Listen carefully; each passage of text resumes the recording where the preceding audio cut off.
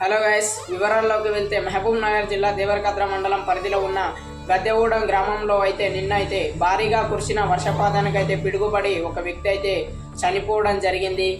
ఉదయ్ కుమార్ అనే వ్యక్తి రీసెంట్గా అయితే ఇంటర్మీడియట్ అయితే కంప్లీట్ చేయడం జరిగింది.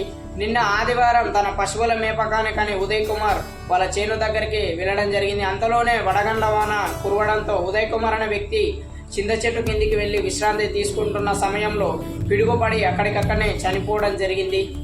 ఉదయ్ కుమార్ తల్లిదండ్రులు, గ్రామస్తులు అందరూ కూడా ఉదయ్ కుమార్ ఇంకా ఇంటికి రాలేదని గ్రామస్తులు తల్లిదండ్రులు వెతకడం అయితే స్టార్ట్ చేశారన్నమాట. అంతలోనే చింత చెట్టు కింద ఉన్న మృతదేహాన్ని చూసి తల్లిదండ్రులు అయితే భయాందోళనకు గురయ్యారు.